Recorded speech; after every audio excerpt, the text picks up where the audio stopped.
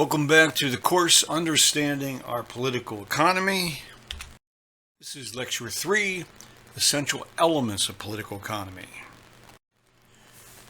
When Henry George was writing Progress and Poverty, his reading of other political economists convinced him that a major problem with their analyses was the inconsistent use of terms. He was committed to be clear in his use of terms and to provide and adhere to the definitions he believed were consistent with a fundamental understanding of the scientific principles involved. He started with clearly defining what were then considered to be the three factors of production: land, labor, and capital. Our definition of political economy in this course is that it is the science that examines the means by which wealth is produced and distributed to the three factors of production: land, labor, and capital. And by capital, we are referring to tangible goods used in the production of other goods. So I will use the term capital goods in this analysis. The term land takes in the entire natural world, including our atmosphere and all other natural assets. Thus, land includes the forests, natural resource-laden lands, and the resources these lands hold, the seas and seabeds, rivers, lakes, and all the plants and animals contained therein, all non-domesticated plants and animals that inhabit the planet, the broadcast spectrum for radio and television transmission, air lanes for travel by airplanes or satellite paths in space, wind and solar energy to be captured and utilized, and the parcels of land on which we build our cities and towns where we live, play, and engage in commerce.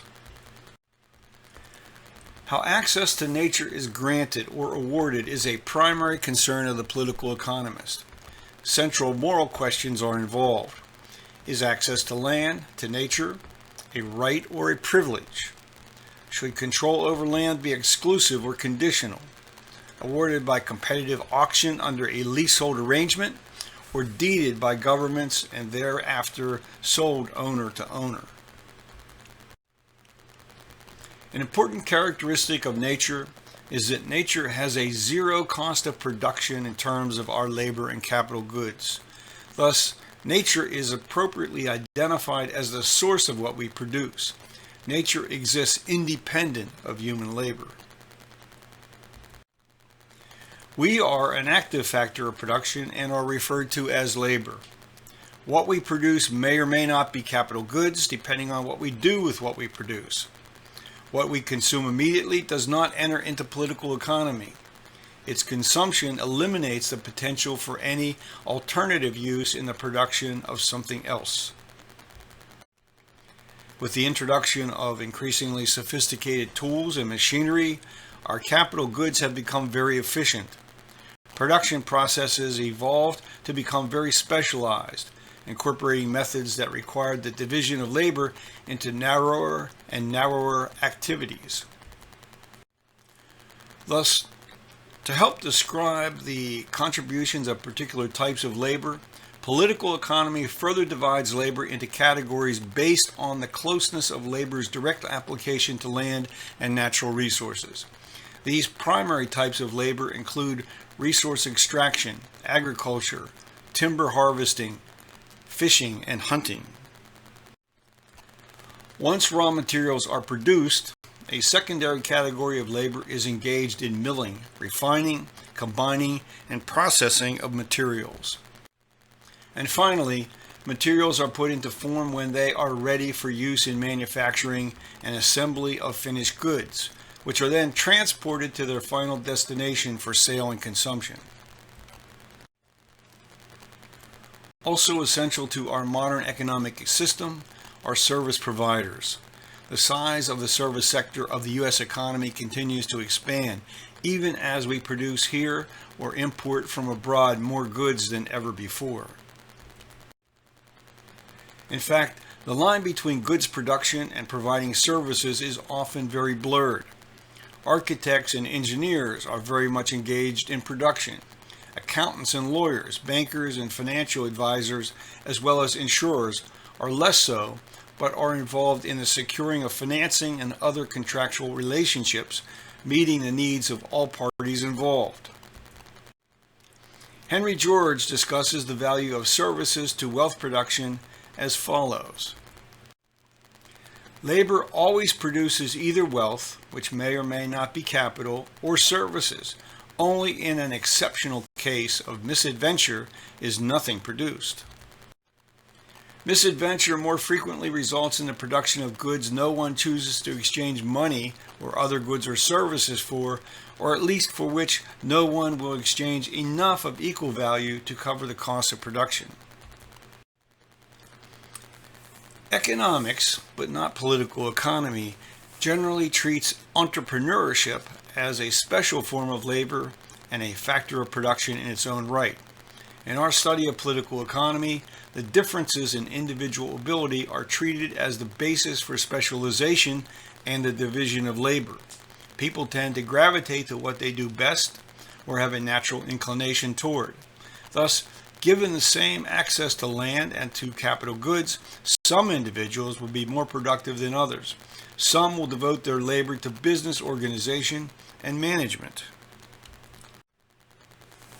When we talk about wealth and political economy, we are dealing with the tangible goods produced that serve as the storehouse we can draw on to combine with other goods or simply consume.